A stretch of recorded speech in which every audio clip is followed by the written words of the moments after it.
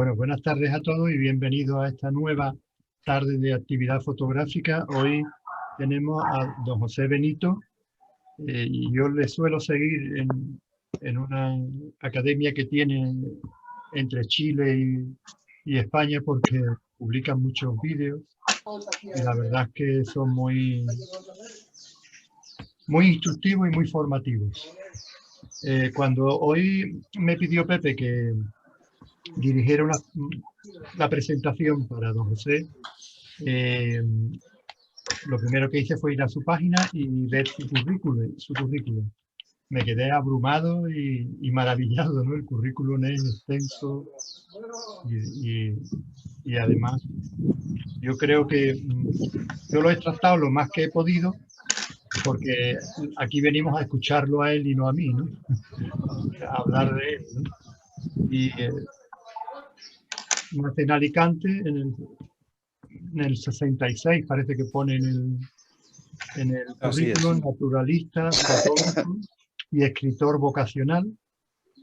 Y también él comenta que dice que su trabajo global ha tratado de divulgar los valores naturales desde el ecologismo y el voluntariado.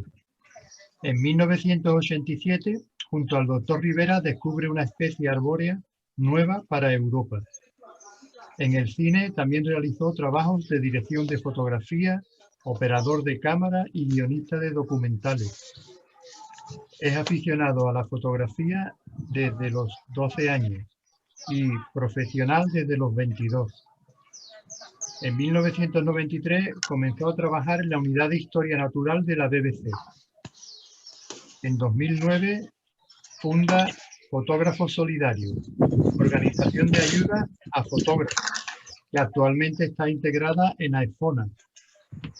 En 2009 se nos va a Costa Rica a trabajar en el proyecto Objeto Pura Vida,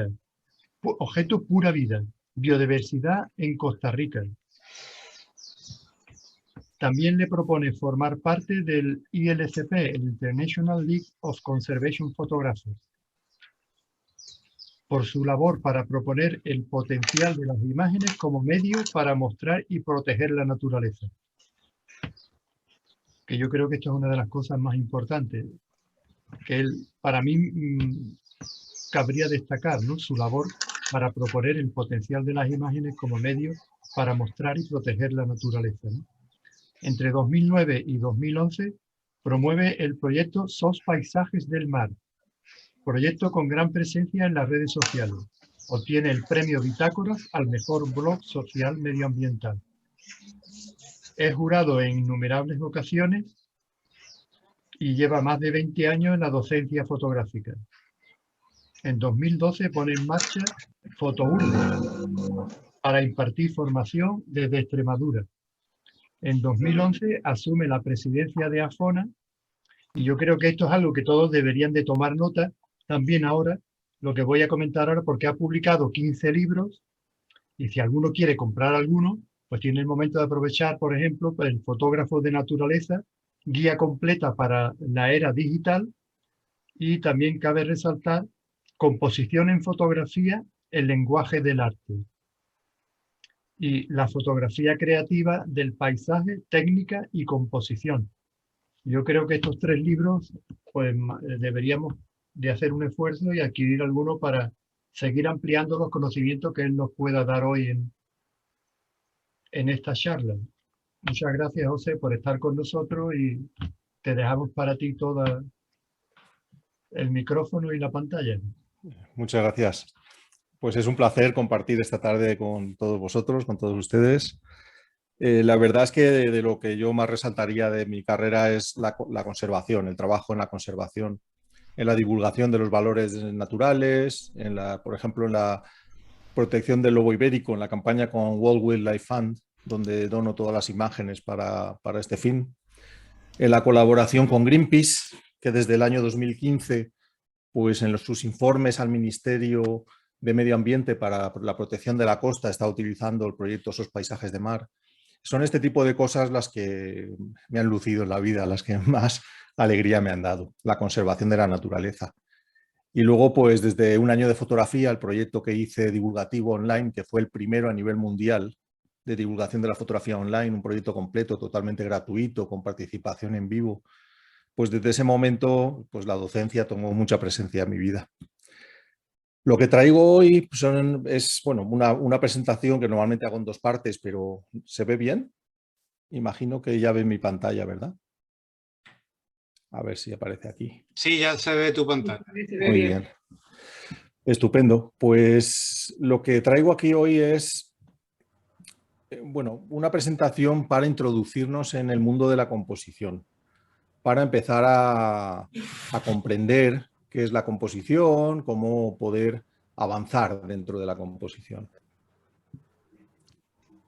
A ver si me deja aquí, ya he encontrado el sitio.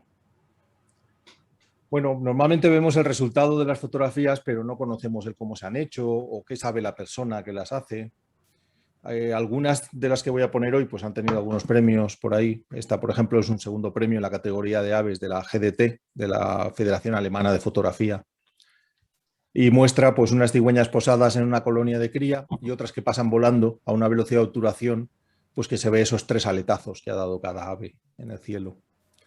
A veces pues la suerte es un factor, eso está claro, que por mucho que uno quiera, por mucho que uno le ponga ganas y madrugue y lo tenga todo muy preparado y muy previsto, pues de repente si no pasan cigüeñas por el cielo, pues uno se queda sin poder hacer la foto. Entonces la suerte es un factor.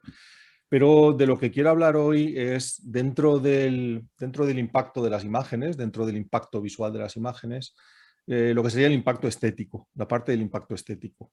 Yo suelo dividir ese impacto visual en el impacto emocional, que es el tema que abordamos, el cómo abordamos ese tema, lo sensibles que somos a ese tema, la importancia que puede tener y la trascendencia que tiene para el ser humano. Y luego la parte estética, que aunque el tema pues, me interese menos, pues sí que sé reconocer si la foto me gusta o no me gusta desde el punto de vista estético. Es esta parte, la del impacto estético, la que abordo desde la composición. Como enseño fotografía, pues lo que voy a enseñar son RAWs, son todo ficheros RAW, tal y como los obtiene la cámara. Hago una captura de pantalla para que no aparezca esto del punto CR2 arriba y el número de captura de la foto. Simplemente hago una captura de pantalla, comando Shift 4 en Apple, y incrusto en la presentación directamente la captura del RAW. Sobre todo lo hago por los chavales más jóvenes que están aprendiendo, que creen que sin retoque no es posible fotografiar. Y claro, lo que pasa es que hay que comprender la luz y hay que saber algunas cosas para poder acabar un RAW directamente en la cámara. El caso es que si estamos acostumbrados a participar en concursos de relevancia internacional, de ámbito internacional, muchos en sus bases te van a pedir el RAW. Por ejemplo, Monfoto, Memorial María Luisa o el Wildlife Photographer of the Year de la BBC. Bueno, pues te van a pedir el fichero RAW para comprobar qué parte es fotografía y qué parte es retoque. Luego tenemos muchos concursos pues, que son libres, uno puede presentar lo que quiera y puede hacer con su foto absolutamente todo lo que considere. Pero yo como formador parto desde el punto de vista de comprender bien la luz, comprender bien la composición, intentar terminar la foto en la cámara y ofrecer esa versión de la fotografía, que además tiene un sentido muy lógico en mi caso, no en el caso de cualquiera, porque vivimos en el mundo de Photoshop y hay que utilizarlo como herramienta, pero en mi caso es la conservación precisamente, es el trabajo con estos grupos conservacionistas, asociaciones, fundaciones, la que hace que renuncie al retoque para evitar pues, conflictos y escándalos, ¿no? Como ha tenido tantos fotógrafos a lo largo de la historia. Bueno, entonces enseño la sintaxis visual, que es el alfabeto de elementos que vamos a utilizar para comunicar nuestros mensajes y para hacer nuestras propuestas visuales, y la mayoría de conocimientos provienen de la pintura, del arte clásico. Desde la Grecia y la Roma clásica, Renacimiento, prerrafaelitismo, romanticismo, puntillismo, pasan por todos los estilos en la comprensión de qué es la composición. Que para mí componer significa encontrar ese orden en el encuadre que vas buscando, cierto orden, un reparto de pesos, una combinación de colores, un tratamiento del espacio, un tratamiento de las proporciones, un esquema tonal que luego haga adecuada también la foto para darme una buena versión en blanco y negro. Todos estos conocimientos son los que aplico cada vez que voy a hacer una fotografía. Bueno, sobre todo el objetivo de componer es incrementar el impacto visual, la parte estética de nuestra imagen. Con lo cual el espectador le puede dedicar un ratito más si la foto es impactante y va a detectar pues, todas las sutilezas, la carga de nuestro mensaje, es decir, qué propuesta le hacemos. Bueno, desde hace mucho tiempo vengo enseñando composición desde el arte clásico y ya hay un montón de conceptos que la comunidad ha admitido y utiliza mi vocabulario y estos conceptos que vamos a ver. Básicamente el punto de partida son estos elementos, son 10 elementos de la sintaxis visual y cada uno tiene una esencia, una forma de aplicarse, una forma de encontrar el objetivo para el que existe ese elemento que debemos conocer. Pues son fotos muy antiguas, algunas son diapositivas escaneadas. Bueno, en la casa de la fotografía, como bien dijo Juan, pues tenéis ahí un montón de, en la zona libre, en la zona abierta, en la zona gratuita, hay un montón de artículos, de PDFs, de vídeos que se pueden consultar solamente poniendo el email y una contraseña. Ahí pues accedemos y podemos ver cómo reproducir diapositivas, por ejemplo, hoy en día con muy buena calidad, utilizando nuestra cámara digital y un macro, pues podemos digitalizar nuestro fichero, nuestro archivo fotográfico, ya sean negativos o diapositivas. Bueno, ¿qué aspectos tienen máxima importancia cuando uno empieza a componer? Bueno, para mí, desde luego, una de las primeras dificultades fue identificar los elementos en la escena.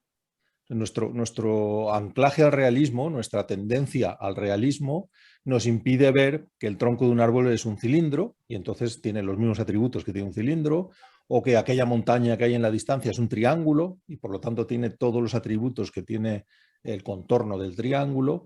Entonces, al principio nos cuesta comprender los elementos de la composición y cómo aplicarlos en la naturaleza o en la calle o en el macro, porque digamos que vemos la realidad. La realidad se interpone entre la esencia del elemento y nuestra percepción. Luego es tratar de utilizarlos según la esencia que tienen. Por ejemplo, la esencia de la línea es la de conducir, es la de dirigir, es la de llevarnos. Si le damos esa esencia, la línea se encuentra realizada. Y simplemente esto ya nos va dando imágenes pues, más preconcebidas, más realizadas, más acabadas.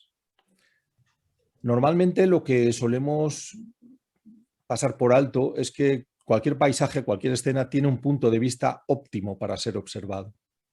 Esto lo detectaremos cuando llegamos a cualquier paisaje que queremos fotografiar, lo recorremos buscando un punto de vista que digamos, oye, qué bien se ve desde aquí encuentro ese orden de elementos, esa proporción de cielo, esa relación entre el sujeto y el fondo. Este es el lugar. Aquí es donde casi siempre fallamos, es decir, no nos hemos esforzado tanto, no tenemos tantos datos como para encontrar rápidamente ese punto de vista óptimo en el cual podemos esperar ese momento de luz o ese momento especial para captar el paisaje o la escena. Bueno, luego solemos también pasar un montón de cosas por alto en la imagen, es decir, que descuidamos algunos aspectos que están de más o de menos, algo que sobra o algo que falta en la imagen, lo solemos pasar por alto. Entonces solemos tener mucha subjetividad con nuestra imagen. Unos creen que es mejor de lo que realmente luego es aceptada, otros es al revés, la menosprecian, la minusvaloran y luego se dan cuenta de que pues, todo el mundo está feliz con la foto, ha gustado mucho y uno piensa pues que, no sé, es lo que llaman el síndrome del impostor, ¿no? Como que le están valorando de más y yo no sé tanto, pero fíjate, tanta gente que me sigue, yo no he hecho nada para esto y mis fotos son muy comunes. Bueno, y luego pues está el otro que se viene arriba, ¿no? Con cualquier foto te vienes arriba y dices, mira qué pedazo de fotón, y solo lo ves tú, los demás como que no tienen esa misma percepción. Bueno, y sobre todo la composición nos permite hacer imágenes con alto impacto visual cuando no nos acompaña la luz, cuando no nos acompaña el color, cuando no tenemos un momento especial, pues ese reparto, ese orden de los elementos hacen la imagen suficientemente agradable y justificada como para llamar la atención y que sea una imagen apreciada o valorada. Bueno, algunos ejercicios que voy a poner son abstracciones, son fotos abstractas, en busca del color, en busca de un concepto, y bueno, esta es una de esas, de la importancia del sol, de lo que significa el sol, también buscando esa estética pictórica, bueno, pues un poco de... Eso, sobre todo cuando buscamos este tipo de abstracciones estamos en busca del color, a través del movimiento digamos, dejamos ausente la forma se desvanece, deja de cobrar importancia y empieza a cobrarla el color y la emoción. Entonces la abstracción es un buen ejercicio desde este punto de vista. Quizá el impresionismo sea la corriente más próxima a este tipo de fotografías así borrosas. Bueno, esto es un viaje por Colombia, formando al grupo Calioptura y a la escuela El Valle de Cali. Y bueno, llegamos a este palmeral como a las 12 de la mañana y muchos se vinieron abajo, ¿sabes? A esta hora, ¿qué vamos a hacer aquí a las 12 de la mañana? Y no nos podemos permitir ese lujo de venirnos abajo. Es decir, fotos hay siempre en todas las partes y lo que suelo enseñar yo es que fallamos, como he dicho hace un momento, las claves son siempre las mismas. Estás fallando en el punto de observación del paisaje. Tú estás mirando hacia allá y hacia allá no hay foto y luego miras hacia allá y tampoco ves nada. Y de repente miras hacia arriba y es donde conectas un círculo y donde tienes ahí cierta composición. La ventaja de aprender composición, pues es que se aplica a todo. Es decir, que una vez que sabes componer, sabes combinar texturas, sabes combinar elementos, sabes expresarte. Entonces, si supieras, podrías pintar con más consciencia o podrías fotografiar con estas percepciones de que el paisaje también es un escenario. Yo aquí vine a hacer una salida de luna. Cuando hice la salida de luna, con la luna ahí en medio de las rocas, al día, a la mañana siguiente, ya tenía preparada la modelo para hacer la siguiente foto, que es otro tipo de propuesta totalmente diferente, en blanco y negro, con un mensaje más dramático. Ya no es esa exaltación de la naturaleza en ese momento mágico que es cuando sale la luna. En este caso ya es otra propuesta. Al retrato igualmente, es decir, una vez que sabemos componer, ¿qué más nos da lo que pongan delante? Da igual que sea un bodegón, da igual que sea una foto de street, da igual que sea arquitectura. La consciencia que nos dan estos elementos de la sintaxis visual te permiten ordenar y disponer los elementos en cualquier tipo de encuadre.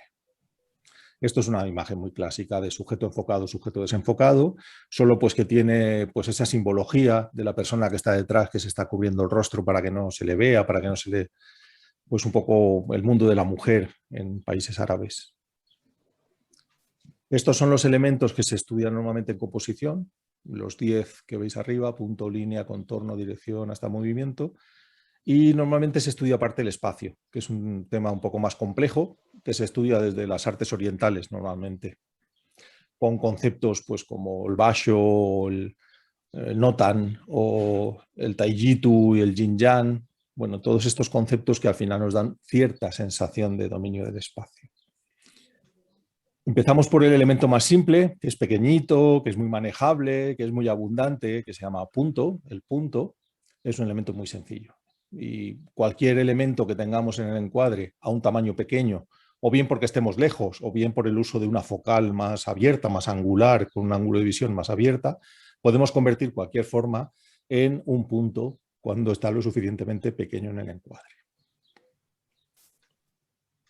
Tiene mucho poder de atracción, que es lo interesante del punto, entonces nos sirve para equilibrar. El punto tiene esa vocación, tiene esa como diría yo, esencia. La esencia del punto es servirnos para equilibrar, para dar más peso, contrapesar una parte del encuadre, para comunicar. A veces también traza una línea entre dos elementos, en este caso el eje, que son esta palmera más alta que está en la parte izquierda de la foto, nos sirve para alinearla con todos los elementos de la parte derecha. Es como un vehículo ahí en medio y está trazando una línea. Está colaborando a marcar una línea, ahí donde está en ese caso.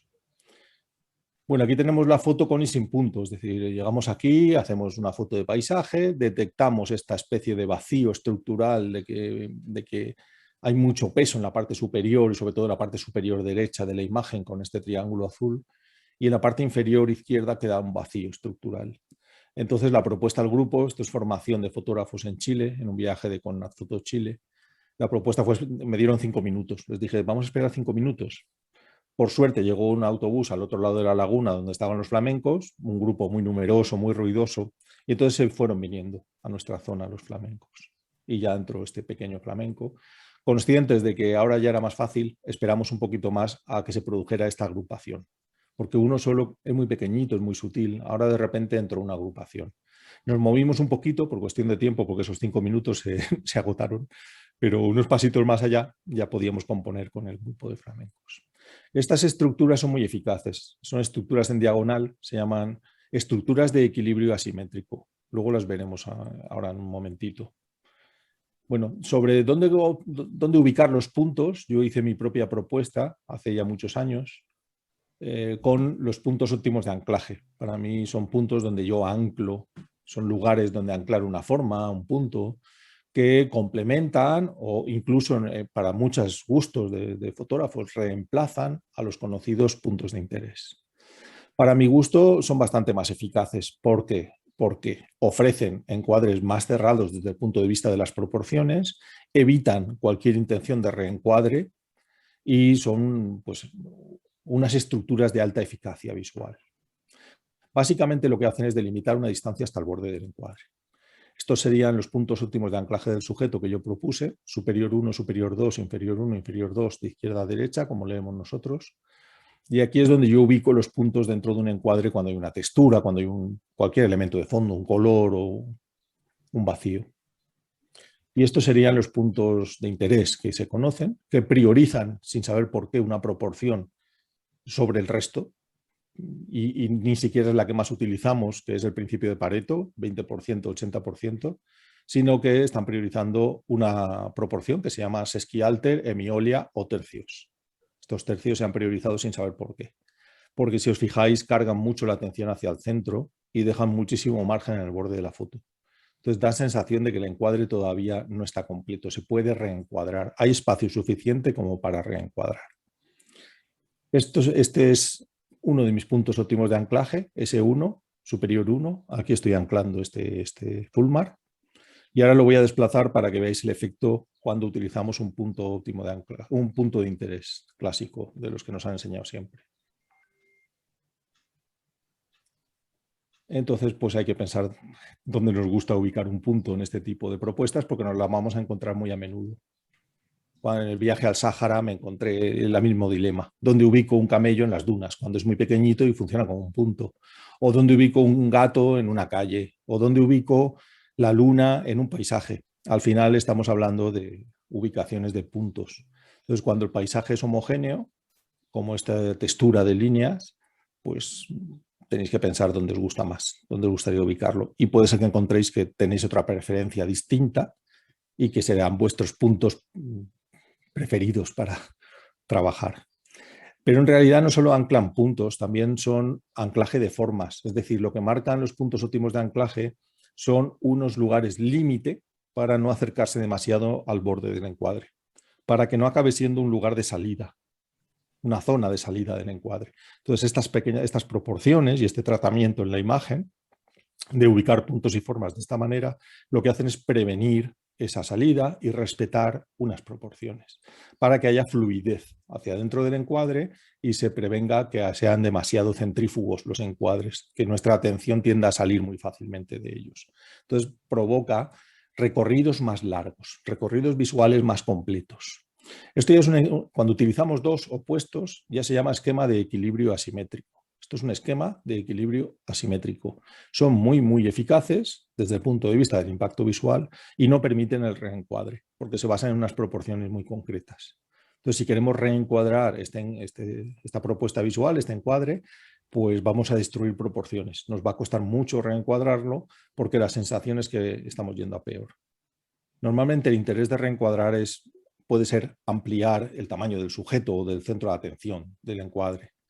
Si no lo conseguimos porque es una propuesta muy cerrada en una diagonal, pues eso se llama así, cerrar un encuadre. Bueno, la línea, he encontrado esta foto que me sirve para hablar muy bien de lo que es una línea, que puede ser una sucesión de puntos o una agrupación de puntos, que en este caso es exactamente eso. Esa vía láctea precisamente son puntos que están formando tono y que están formando esa línea. Y ya tenemos otro elemento en juego. Ya no es estático como el punto, ahora es dinámico, cargada de energía y tiene esa vocación, tiene esa connotación. La línea es viajera, la línea quiere llevarnos, quiere conducirnos, quiere moverse, quiere llevarte a que recorras el encuadre. Entonces, sabiendo esto de la línea, pues le podemos dar este uso. La línea además es muy expresiva. Una línea puede trazar una forma compleja, puede hablarnos de un animal, puede hablarnos de una casa, podemos trazar una casita con una sola línea, podemos trazar un corazón. Es decir, que la línea es como muy explícita, que se tiende a minusvalorarla, el poder que tiene una línea, pero una línea puede trazar formas de mucho impacto visual Esto es utilizar la línea pero pintando con luz, es decir, es un contraluz muy fuerte, con el sol detrás de una montaña, la ladera a contraluz se queda negra y el animal que está separado del fondo, que recibe los últimos rayos de luz, pues se perfila con esta línea. Es un ejercicio de minimalismo, de buscar un solo elemento en la foto que es la línea. Lo más simple que he podido encontrar. Aquí la ubicación ha sido muy importante. Al principio he dicho que solemos fallar en la fotografía de paisaje o de cualquier escena en dónde nos colocamos, dónde encontramos ese orden de los elementos con nuestra ubicación. En este caso es fundamental. En otro paisaje, en otra localización cercana, esta foto no se produce porque falta ese ingrediente que es el sol detrás de una ladera de una montaña, que queda a contraluz, queda negra y entonces se perfila bien el sujeto con esa luz de contra. En el caso de mis ejercicios, cuando estoy estudiando un elemento, pues trato de aislar mucho y de que sea muy patente el ejercicio. O sea, no intento hacer un paisaje con línea, intento hacer línea y que se vea claramente que el sujeto es la línea. Por eso me las traigo al primer plano y parte ya la foto desde la parte de abajo, que es el primer plano, hacia arriba, ya la guía es la línea, la propia línea, ya sea en zigzag o en curva o en diagonal o líneas rectas, ya me están llevando a recorrer el encuadre. Y otras veces pues aparecen porque sí, de forma poco pensada. Aquí estaba haciendo unas series, pues intentando hacer esto, pues cada poco tiempo una foto de unos 15 segundos. Foto, quemando obturador, que dicen mis amigos. Estás quemando obturador. Hasta que de repente vimos la fugaz y pensaron, a ver si la ha pillado el loco este. Y sí que la había pillado, sí. Bueno, el contorno es ya cuando la línea encuentra su origen y empieza a delimitar una figura. Estas figuras son contornos. Cuando hablamos de formas es porque el contorno está relleno. Es decir, de repente hay un tono que rellena ese cuadrado o un color que rellena ese círculo. Cuando ese contorno está relleno, hablamos de forma.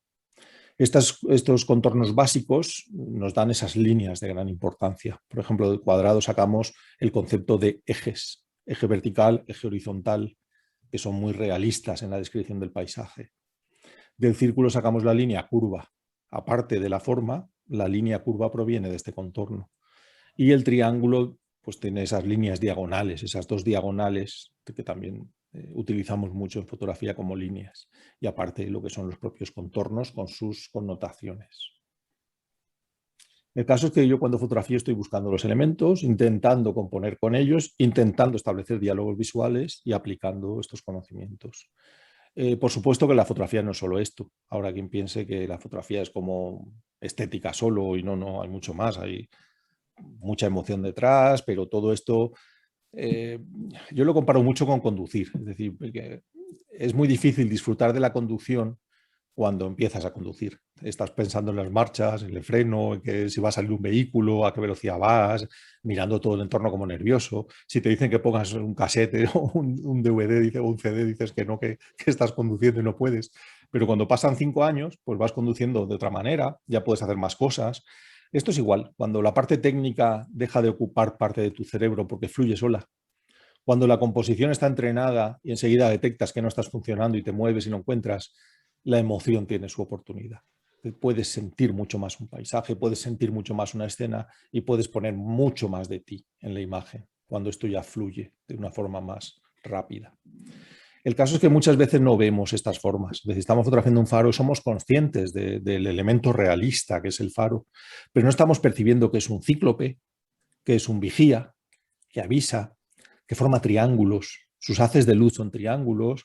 La distancia entre estos dos ejes también es otro triángulo. Está la foto llena de triángulos. En cuando tenemos líneas diagonales, el triángulo acaba apareciendo en el encuadre.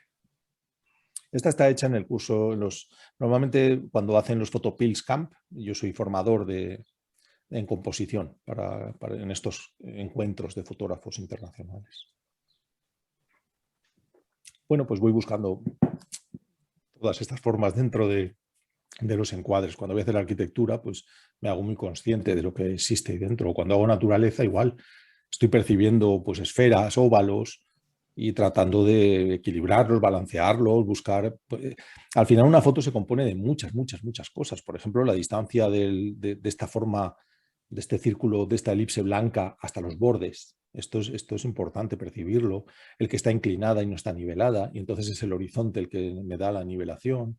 ¿Qué proporción de cielo dejo? Que en este caso, como hay información en el cielo, pues deja una proporción un poquito más desahogada. Si no hubiera bajado el encuadre y hubiera desahogado más el círculo.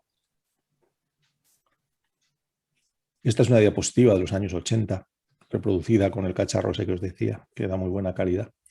Es un macro de 180 milímetros, pero vale igual un 100 milímetros, y lo estoy fotografiando con un flash por detrás, aprovechando el sensor de la cámara para digitalizar. Bueno, pues igualmente son esos momentos de luz donde hay líneas, donde hay forma, donde hay triángulos, donde percibo que hay elementos para componer. Luego tenemos ese factor de momento, que es ese pajarito que despega de una jirafa a la otra. Eso está aportando momento. El propio atardecer también es momento. Los momentos más débiles pues es a las 12 de la mañana, cuando la luz no cambia, cuando parece que está muy estático todo. Entonces lo suplimos con momentos de comportamiento de animales o de personas o interacciones entre los elementos de la foto, los sujetos de la foto. Bueno, al hablar de la dirección ya me voy a coger esas líneas que partían del cuadrado, del triángulo, del círculo, para expresar la dirección zigzag, o la dirección en curva, o la dirección en diagonal, o los ejes que estructuran la imagen. Y el caso es que la dirección es bien importante, es decir, si utilizamos los elementos, en este caso están enmarcando y direccionando, tienen ese doble papel. Están creando como un viñeteado, tanto de luz como de formas, que previenen la salida hacia arriba del encuadre, porque al final lo que tengo en el medio es ese árbol grande que apunta hacia arriba, pero hay un montón de líneas que apuntan hacia él, con lo cual la tendencia se invierte, ya no es a subir, es a bajar. Toda la atención se carga en esa escena del árbol viejo y el árbol joven, con el sol en medio. Y tengo mucho cuidado pues en qué punto contactan las ramas. Primero de separarlas entre sí, que es lo que voy buscando en la ubicación en la horizontal, digamos. Una vez que estoy a la distancia adecuada para mi focal, ya me voy moviendo para ver esas ramas cómo las ordeno. Y luego la distancia de las, es decir, si me acerco más a los sujetos o me alejo para que las ramas de los árboles les toquen o haya esa intención de querer acariciarles y tocarles, pero sin que se produzca ese contacto. Yo creo que la composición nos hace muy conscientes de qué hay en el encuadre. Entonces detectamos enseguida qué sobra, qué falta, qué problemas puede haber. Sobre todo si empezamos, como es lógico, de pocos elementos a más elementos. Porque lo que cuesta mucho es ordenar el caos. Es decir, ordenar una confusión de árboles es muy difícil en fotografía, para empezar. Pero si te vas entrenando con pequeñas composiciones, con un elemento, dos elementos, tres elementos, pues poco a poco vas adquiriendo esa soltura, esa intuición, esa forma rápida de pensar que hace que te puedas enfrentar al caos. Bueno, los ejes son horizontal y vertical, los ejes realistas. Y cuando una imagen tiene dos ejes, pues podemos decir que es muy realista. Aquí ya uno se está desvaneciendo, que es la línea del horizonte, que parece que ya se está desvaneciendo, se medio adivina, pero el eje vertical está muy marcado. El eje vertical siempre lo determina el elemento que domina en la jerarquía visual de la imagen. Es decir, que conforme asciendo en la imagen, el elemento que está más arriba, posicionado por encima del que ya no hay nada que ver, este marca el eje vertical. En este caso es la parte más alta de esta roca. No sé si hay alguna pregunta por ahí, porque yo voy soltando aquí, ¿sabes? No sé si parar luego o a mitad más o menos parar y ver. ¿Qué os parece? ¿Seguimos y luego al final vemos y las vais apuntando? O si surge algo sobre una foto, pues habláis y así. Seguimos. Vale, de acuerdo. Bueno, aquí veis de nuevo un esquema de equilibrio asimétrico, pero es decir, esa relación entre el islote de arriba a la izquierda y abajo a la derecha, estas rocas están dialogando, es un diálogo en diagonal de nuevo, pero además estamos viendo esa estructura tan realista donde tenemos un eje horizontal que nivela la foto, que es el horizonte, y el eje vertical, que es ese árbol que destaca en ese islote, que es el más elevado del islote. Esto es lo que acaba definiendo la estructura de una imagen. Esto define la estructura en dos líneas maestras, o en una o en ninguna. En el caso de una textura o de un patrón o de un mosaico, voy a darme cuenta que no tiene esa estructura tan realista. Y esa es la sorpresa visual de la textura. Cuando aparece una textura, pues de repente vemos que como diría yo, ese realismo se va perdiendo y vamos encontrando un contenido más abstracto. Este es un ejercicio de líneas curvas, de cómo estas líneas sinuosas me van recorriendo el encuadre hacia el fondo. y este recorrido en diagonal, que es el que desestabiliza toda la foto, y aquí vemos muy claramente cómo sí procede de un triángulo. Aquello que os decía, que la línea diagonal proviene del triángulo, que la curva del círculo, que hay muchas imágenes que son muy evidentes. En otras no tanto, porque las diagonales las conecta el ojo, no es una línea continua, como en este caso, que es muy evidente. Caso que condiciona mucho. Tener una diagonal en el encuadre nos condiciona mucho el mensaje, nos condiciona mucho todo. Significa dinamismo, significa tensión, significa movimiento, significa tantas cosas que tenemos que ser conscientes de lo que tenemos dentro del encuadre. En este caso, la diagonal es apenas visible, porque la traza el ojo entre la casa y el sol. Ese conjunto de dos casitas y el sol opuestos en diagonal, utilizando pues, este recorrido asimétrico, este esquema de equilibrio asimétrico, están creando esa conexión en diagonal. Dentro de las direcciones, las que más impacto visual tienen en fotografía, que se estudian aparte, son las irradiaciones. La irradiación ya es una formulación de alto impacto visual. Se ha utilizado mucho en pintura para representar pues, el ser supremo, a Dios, o esas apariciones celestiales, esos rayos de luz irradiados desde el cielo. A veces la irradiación se produce desde una línea, como es este caso, y otras veces la irradiación proviene de un punto que produce irradiación. La espiral también es una forma de irradiación de alto impacto visual. El tono es otro de esos elementos que es muy importante conocer, sobre todo los fotógrafos que hacen blanco y negro. No toda foto sirve para hacer su versión en blanco y negro. Si no hay un buen esquema tonal, luego la conversión nos va a defraudar, nos va a tocar trabajar más. Entonces, bueno, hay que aprender un poco las cualidades de la luz. La luz no es un elemento en sí misma. Digamos que la luz, el elemento que la representa es el tono. Y estos cambios tonales, esta serie de volúmenes que genera el tono, pues se perciben a través de la calidad de la luz, la dirección de la luz, la intensidad de la luz. Son las 4 cualidades de la luz las que vamos a aplicar para comprender el tono. O sea que si queremos hacer fotos tonales es importante aprender las cualidades de la luz y cómo se utilizan. Cómo obtener una luz de más calidad o de más dureza, o cómo trabajar el color de la luz y aplicar una luz más fría, más cálida, más blanca, esas cosas. Por ejemplo, este tipo de fotos nocturnas se hacen con un balance frío, un balance sobre 3200 Kelvin manual en la cámara, y luego iluminando con una linterna con tungsteno, por ejemplo, pues o con un flash y un filtro naranja. Entonces iluminamos con el complementario al balance, el balance nos hace una foto azul, pero al iluminar en naranja se mezclan los dos colores y estamos iluminando en blanco. Pero aquí lo importante es encontrar esta irradiación, percibir qué velocidad de obturación es la que tengo que priorizar para que las nubes me hagan estas estelas, me hagan estas irradiaciones, y luego ya pues aportar la luz al encuadre. Bueno, como os decía, el tono es importante. El tono incluso lo podemos definir como la ausencia del color, aunque es mucho más complejo, porque una foto a la que le quitemos el color puede no funcionar tonalmente. El esquema tonal es cómo resalta el sujeto sobre el fondo, de qué forma percibo al sujeto. En este caso, un sujeto oscuro, que es el árbol, sobre un fondo clarito, que es la niebla, y lo percibo muy bien. Además, el centramiento del árbol lo hace muy protagonista. Esta especie de simetría de marcado de aerogeneradores también nos hace percibirlo. Es una foto crítica, es una foto que se está utilizando mucho en conservación. Se llama los árboles del futuro. Bueno, y aquí veis cómo se trabajan los esquemas de luz. Cuando estudiamos las claves tonales y las cualidades de la luz, pues utilizamos luz lateral dura, luz trasera dura y el esquema de luz mezclándolas. O bien utilizamos una ventana de luz o en una foto nocturna podemos ir moviendo el flash en altura, de forma que la superficie de la fuente de luz se incremente y el efecto sea un resultado de luz más suave, menos dura. En las claves tonales tenemos la zona de las claves bajas, donde los predominios son de los tonos oscuros, de las sombras, o las claves tonales altas, donde el predominio es de las luces, los tonos más claros, los tonos blancos o próximos al blanco. Y luego tenemos las claves intermedias, donde el predominio es del gris. En una clave baja encontraremos del tono 0 al 2, dentro de esta escala, o del 8 al 10 en el caso de una clave alta. Esto está basado en un sistema de zonas de 10 zonas. Vamos a verlo con ejemplos. Bueno, se me olvida decir que en la parte izquierda veis lo de mayor y menor, lo voy a definir ya. Mayor, que es como el apellido de la clave, imaginaos que es una foto con mucha nieve, será una clave alta, porque hay mucha nieve, entonces voy a tener mucho blanco. Será mayor si hay elementos negros, del tono opuesto. Es decir, es una situación de alto contraste y aunque expongo para las luces, sigue habiendo negro de las rocas muy oscuras, por ejemplo, de una cueva que haya en una montaña. Y menor es cuando el tono más oscuro no llega a ser el opuesto a la clave.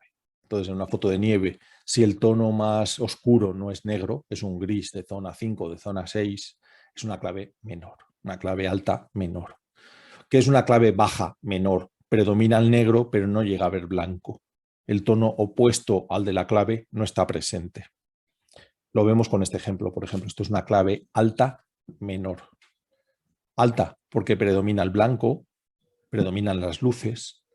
Menor porque no llega a ver negro.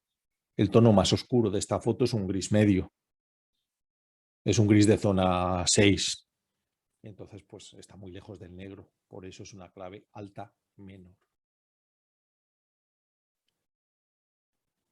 Bueno, en este caso es una clave baja, donde predominan los tonos muy oscuros. Apenas hay muy poquitos elementos blancos, que son esos puntitos, no tienen una representación tonal en el encuadre. Bueno, pues muchas fotos nocturnas se intentan hacer en clave baja, con esta sensación de oscuridad, con balances fríos, como así más azules, para esa percepción del cielo. Y aquí vemos el resultado cuando las claves las trabajamos en el procesado de la foto, cuando hacemos la conversión a blanco y negro. Y bueno, pues al cielo, por ejemplo, le oscurecemos el color azul o tenemos las claves bajas de abajo. O bien si hacemos un tratamiento más hacia el blanco, pues aclarando los azules, que son los que están predominando en el cielo, pues puedo tener las claves altas, donde la nieve se une a la sensación de que el cielo es clarito. Y mayor y menor es porque, como veis, tengo el tono opuesto. En la clave baja, que es abajo a la izquierda, clave baja mayor, vemos que hay mucho predominio de la oscuridad, pero también hay tonos blancos en las manos, en el brazo. Al lado tengo la baja menor, donde predominan los tonos oscuros, pero no hay blanco. Y arriba con las claves altas igual. Esto en cuanto se practica un par de veces se aprende. Luego en ese PDF que encontraréis en la zona abierta sobre las claves tonales, de esto hay un PDF que os podéis bajar entero. Cómo se consiguen las claves, cómo se provocan. Por ejemplo, voy a hacer una sesión de estudio con niños. Si quiero resaltar, ¿qué voy a decir yo? La inocencia, la dulzura, pues coger un fondo blanco o muy clarito, de forma que ya estoy creando la clave del fondo. Y luego utilizar una luz suave, con ausencia de sombras duras. En este caso, le hemos dado nombre a este tipo de clave, que es la clave bitonal extrema. Este tipo de fotos no tenían nombre. Decía, pues fotos en blanco y negro sin grises. Hacía falta definirlas. Clave bitonal extrema es blanco y negro puros, sin grises, este tipo de imágenes, así como muy de ilustración. El color es ya muy emocional, es súper emocional. Yo recomiendo que el color sea la parte final del proceso, tanto de composición de una imagen y de percepción de la foto como luego del procesado. Porque muchas veces contrastando la foto en modo RGB la estamos saturando si no pasamos por el modo lab. Entonces lo mejor es dejar para el final el tratamiento del color, el ajuste último que sea el del color dentro de ese flujo de trabajo. Igualmente cuando estamos haciendo la foto, para que el color no nos distraiga, no nos sature, lo que vamos a hacer es prestar atención a los elementos, a las proporciones, a todos estos conceptos y luego al final pensamos simplemente qué balance doy o qué tipo de iluminación, qué filtro de color voy a utilizar para la iluminación para aplicar pues más cálido, más frío o qué voy a hacer con él. Aquí si nos fijamos el último rayito de luz que parece que ilumina ahí, pues es linterna, está hecho con linterna. Los matices primarios son los más emocionales, amarillo, rojo y azul. Son los tres matices a partir de los cuales salen todos los demás por la mezcla de ellos. Esto no tiene nada que ver con los sistemas aditivos y sustractivos, que es cómo se representa el color pues en una imprenta, en un laboratorio o en un monitor, en una pantalla. Esto es cómo se representa, pero el sistema de representación sRGB, por ejemplo, RGB, tiene la G es green, es verde, que es la mezcla de amarillo y azul. El verde no es un primario. Los primarios son aquellos matices que mezclados te dan toda la gama de colores posibles. Son los colores pigmento. ¿Cómo se define un color? Pues con el matiz, que es la familia de ese color, los ocres, los verdes, los azules, La saturación, que es la pureza frente al gris, o dicho de otra forma, qué cantidad de gris incorpora ese color. Si incorpora muy poco gris, estamos hablando de un color pastel. Si hemos saturado mucho ese color y se ha cargado de gris, hablamos de un color saturado. Y el brillo, que es la luminosidad, que es lo que diferencia pues, un color azul marino de un color azul celeste, por ejemplo, es la luminosidad de ese color. Entonces tenemos estas tres dimensiones del color que son las que lo caracterizan y permiten hablar de un color pues que tenemos ahí representado y vamos a hablar de él. Bueno, he puesto algún ejemplo también de fotografía submarina, de las que suelen hacer por encargo revistas y sobre todo editoriales. El mundo de la fotografía profesional se mueve mucho en editoriales, en agencias de stock. Yo vendo mucho a los bancos en Inglaterra, sobre todo a Nature PL, Nature Picture Library, que es la agencia de la BBC, es la que comercializa la BBC. Y ellos tienen subagentes en América, en Asia, y ellos comercializan las imágenes a nivel mundial. Bueno, a la hora de hablar del color, pues tenemos que hablar de, pues eso, de lo fácil que es manejarlo hoy en día con un sistema digital como el que tenemos, que incorpora el balance de blancos y tenemos ahí un rango para poder hacer un cielo rojo, un cielo azul, un cielo del color que queramos. Eso sí, tenemos que saber con qué color debo iluminar para que pueda conseguir el blanco, si es mi intención. O si quiero pintar en amarillo y hago un balance muy azul, tendré que pintar en rojo, porque el azul se va a comer el amarillo que yo dé y lo va a anular y lo va a convertir en blanco. Entonces, debo pensar muy bien qué balance tengo en la cámara para saber con qué voy a iluminar. En este caso, en la foto de arriba, se ven en horizontal, es decir, la foto de arriba se ha iluminado con un filtro azul en el flash. Es un balance de 10.000 Kelvin, que es un balance muy rojo, muy cálido, y cuando la luz azul pasa por ese balance tan rojo, por ese filtro tan rojo, pues se equilibra y encuentra ese blanco. En la foto de abajo es la situación opuesta. De repente vamos a hacer frío el cielo. Nos hemos ido al opuesto, que es 2500, 2600 Kelvin. Y estamos iluminando con una capucha naranja, pues para que cuando se mezcle esas dos dominantes se cree el blanco. Entonces, cuando estoy componiendo un paisaje, pues miro un poco proporciones, ejes, estructura. Pero esto es súper rápido. Esto simplemente miras y dices, no me gusta desde aquí, me voy aquí. Aquí sí encuentro mi orden. No lo piensas, pero para poder explicarlo y para poder proporcionar los mismos pasos a otra persona que quiera aprender composición, lo que voy haciendo cerebralmente es buscar ese orden que busco, que quiero encontrar en la imagen, donde colocándome justo aquí encuentro proporciones, encuentro camino, encuentro diálogo. Es esta mi imagen. Y luego espero ese momento de luz en el cielo y cuando se produce, pues ya plasmo la foto. Entonces me deja más tiempo para sentir la foto. Cuando automatizas más tareas, mejor. Para mi gusto, mejor. Lo hace todo que fluye más rápido, que es más intuitivo y que tienes que pensar menos, porque está ya interiorizado. Bueno, esto es una foto de una corriente que es el prerrafaelitismo, donde está Burgueró, Almatadema y una serie de pintores pues, muy relevantes, que se basan en la armonía, el uso de luces suaves, de colores pastel. Están buscando la expresión de la belleza, lo que llamaban los pintores de la Grecia y la Roma clásica, la expresión de la belleza, que es la armonía.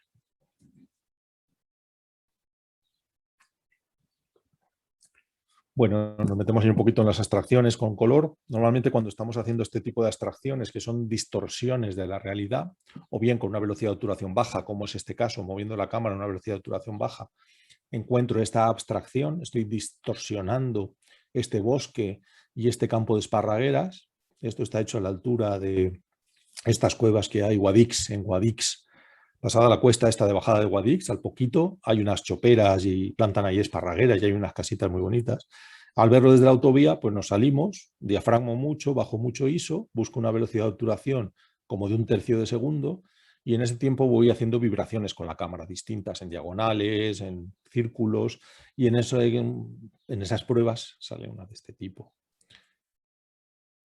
Hay un orden de peso de los colores, un orden de dominancia, de forma que el rojo, naranja, son muy pesados. Entonces, si quiero una estructura de imagen como muy estable, los dejaré abajo en el primer plano.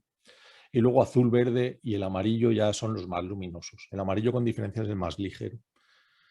Pues no sé, por ejemplo, cuando me hicieron el encargo de la Clínica El Ángel de Málaga, la Clínica El Ángel en la parte de arriba de oncología tiene una exposición permanente en el pasillo mía. Allí está muy estudiada desde el punto de vista de psicología de la imagen y del color, proporcionar imágenes estables, agradables de ver, que no sean triángulos invertidos o que no sean formulaciones de color invertidas que crean mucha tensión, sino que proporcionan esa, no sé, que sea agradable, que sean estables a la hora de ver. Y el caso, pues eso, que el color es muy emocional. El color es lo que empieza a meternos un poco en la emoción de la fotografía, a sentir la fotografía de verdad, a olvidarnos de las partes técnicas, matemáticas, del triángulo de exposición o las proporciones. Todo esto se olvida de repente y la intuición y la emoción cobran ese protagonismo. De manera que si sentimos emoción con la cámara, al final trasladamos emoción con la cámara al espectador. Y muchas veces es a través del mensaje, del momento, pero desde luego la consciencia con la composición ayuda muchísimo, porque lo primero que suelo recomendar es que las imágenes impacten desde el punto de vista estético y tengan esa segunda oportunidad de descubrir las sutilezas y los matices que pues, la autora o el autor de la fotografía han introducido en la imagen. Eso se nos pasaría por alto si la imagen no tiene cierto impacto visual. Entonces, mi punto de partida es que las imágenes, para nosotros, para empezar, para nosotros sean impactantes, nos guste el resultado y luego pues que nos concentremos en añadir pues, ese momento de luna, ese momento de luz, ese momento de primavera, en este caso. Y luego, con respecto al procesado del color, lo interesante es comparar, es hacer varias, de una imagen que nos resulta interesante, hacer varias propuestas, una más cálida, otra más fría, otra más saturada, otra menos saturada, compararlas, tener ahí 7, 8 opciones, de forma que cuando elijamos una esté lo suficientemente finalizada o a punto de finalizarse, añadiendo un poco de contraste, lo que tengamos que añadir a una de ellas. Si no es por comparación, está demostrado que no tenemos memoria del color, es decir, que no memorizamos el color, que luego nos altera en cualquier parte de la foto un poco y no nos vamos a dar cuenta. No tenemos esa finura con el color. Bueno, estas son algunas de esas fotos premiadas. Esta fue el primer premio en el concurso Grand Lichter y medalla de plata de la Federación Alemana de Fotografía. Pues eso, lo mismo, que cuando voy a hacer estas fotos tengo muy en cuenta dónde me coloco, dónde me ubico, qué momento de luz voy a buscar. Esta es una zona peligrosa que sabéis, no sé si lo conocéis, esta playa. Es San Juan de Gaztelugache. Es un lugar donde solo hay un paso, la marea aísla toda la playa. Si te quedas ahí aislado, porque lo primero que se tapa es el paso y ya no puedes volver. Y luego la playa se inunda y te vas a mojar o vas a trepar como un jabalí por las paredes o te va a rescatar un helicóptero. Bueno, pues eso, pues hay lugares donde además es difícil practicar la fotografía, pero tienes que tener un poco la cabeza en su sitio para afrontar estas fotos. Bueno, y el color para mí es la oportunidad también de reforzar el mensaje. Es decir, al final de todo el proceso pienso qué transmito con mi imagen, si es la fascinación por el cosmos, si es la inmensidad, si es la eternidad. Y suelo pensar también eso, qué color tiene eso o qué color le voy a dar yo. Y sabéis que cuando tenéis una foto que necesita un alto contrastado, porque la luz es muy suave y vamos a contrastar mucho, no debemos hacerlo en el modo RGB. Debemos hacer imagen modo lab, contrastar en lab y luego volver al modo RGB. Si contrastamos en modo RGB la vamos a saturar. Podéis hacer la prueba y veréis cómo se desvían los colores, una barbaridad. Entonces, si lo hacemos cuando ya tenemos el color finalizado, hacemos un contrastado, destruimos todo ese trabajo fino sobre el color. Bueno, en este caso estoy ya utilizando muchas cosas. Ya vemos que hay una textura en primer plano, esta textura que ha creado el viento, que es como un oleaje en la propia arena, que se ha quedado un poquito más dura, un poco más sólida porque ha llovido aquí delante un poquito más. Bueno, y cómo se relaciona esa textura con el resto del espacio de la imagen en Sáhara. La textura real, lo que es la textura en el mundo real, es la composición de la materia. Es cuando me acerco mucho a una tela y veo cómo los hilos están imbricados, o me acerco mucho a una roca y veo su granulado y las roquitas que la componen en su intimidad ya, en su materia, o me acerco mucho a la corteza de un árbol, o me acerco mucho a la piel de un elefante o de una persona. Ahí estoy viendo lo que es una textura real. Y se estimula otra de nuestras percepciones, que es la sensación táctil. Entonces, nuestro sentido del tacto, de suave, rugoso, áspero, punzante, se despierta cuando ve una textura real. Pero igualmente tenemos estas texturas visuales que tienen el mismo orden o la misma estructura que la textura real, porque tienen la misma repetición, regularidad y cadencia. Están separadas en los conceptos de patrón y mosaico. El patrón es una repetición con pequeñas variaciones, es cuando cojo un elemento y lo repito, y entonces eso crea un patrón, como puede ser pues la ropa, ese patrón que hay en la ropa, pero en la naturaleza encuentro más mosaicos, como estoy viendo en la foto, que es un orden fractal, no es un orden matemático euclidiano, es un orden matemático fractal. Entonces no hay dos partes de esta imagen exactamente iguales, pero siguen respetando la estructura, la cadencia, la uniformidad, la regularidad. ¿Cómo se fotografía la textura como elemento? La podemos respetar buscando, por ejemplo, en este encuadre, que es un cristal en el que ha llovido, puedo buscar solamente la parte negra acercándome y buscando solamente la parte superior donde tengo ese negro con las gotas. Ahí estaría respetando la textura.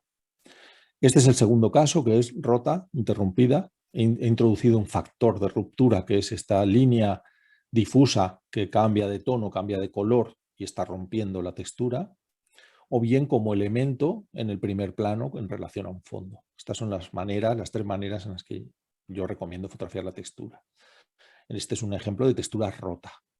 Este es el capó de un coche que ha llovido, está debajo al lado de un arbolito de otoño, ha caído la hojita y yo he elegido precisamente esta zona donde está la hojita rompiendo esta textura.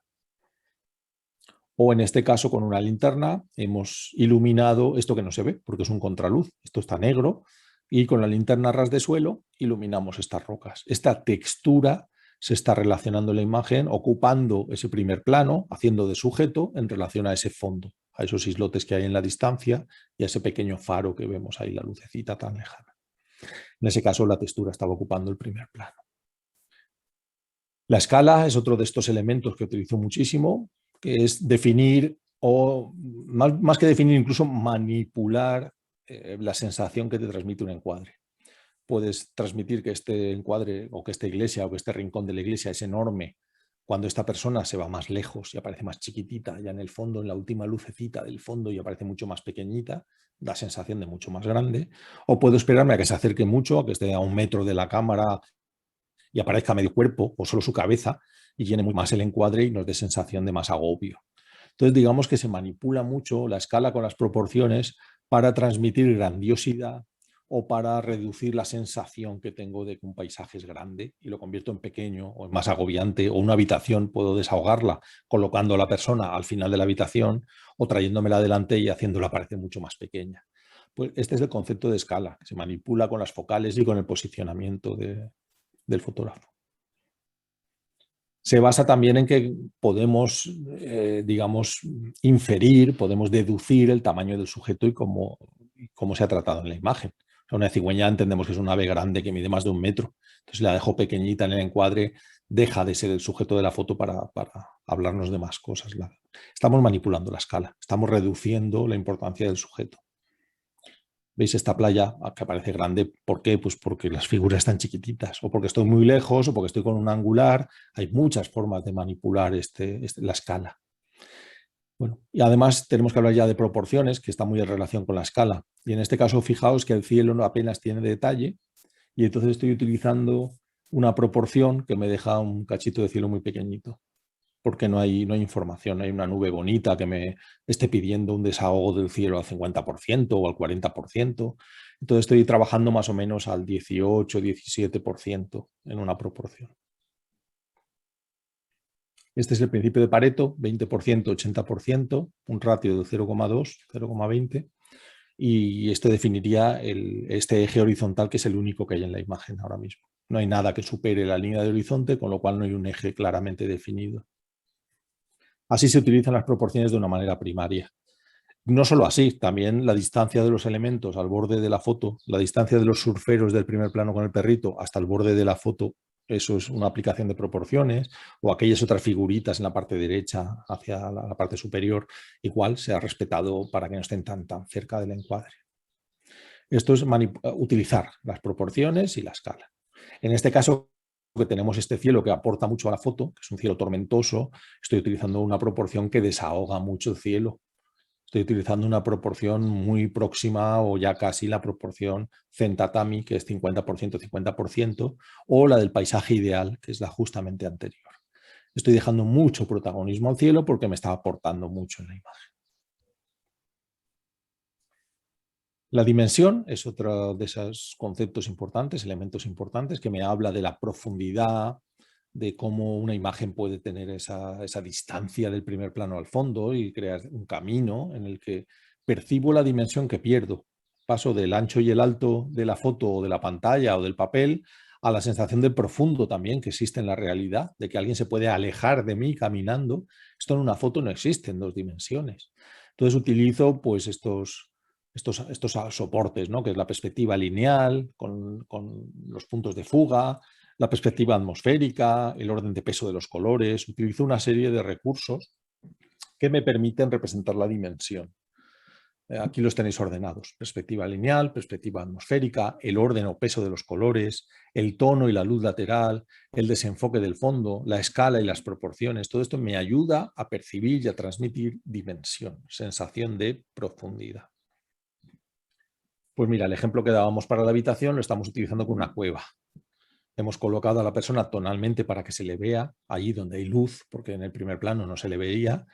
Y además estamos manipulando la escala porque la cueva es muy pequeñita. Estamos utilizando un 12 milímetros de la ova y pues la cueva puede tener, yo qué sé, 20 metros cuadrados si llega. Es muy pequeñita. Estamos manipulando mucho la escala para que parezca otra cosa. Esta es la perspectiva atmosférica. Es un tratamiento que proviene directamente de la pintura, de cómo se percibe la distancia con la carga atmosférica. Entonces vemos cómo en el primer plano hay más contraste, más definición, tonos más oscuros, y conforme me alejo del primer plano hacia el fondo, pues se va desvaneciendo la nitidez, se va aclarando el contraste, se va aclarando el tono, y es la forma en la que representamos la distancia, la lejanía, con estas diferencias de partículas en suspensión. También le llaman atmósferas, de atmósfera en la imagen. Bueno, la dimensión también tiene que ver con el tono, en este caso es tonal, esta línea central que parece que divide la foto en dos cuadrados, en dos fotos distintas, una abajo con un árbol y otra arriba de la duna. En este caso estamos ganando en dimensión, en profundidad, en sensación de que hay profundidad. Está hecha con un 400 milímetros que comprime mucho el paisaje, con lo cual el resultado debería ser como muy plano. Pero ha sido el tono el que con estos claroscuros que aparecen detrás de la duna y con esa sombra arriba del todo en la duna, está transmitiendo esa dimensión.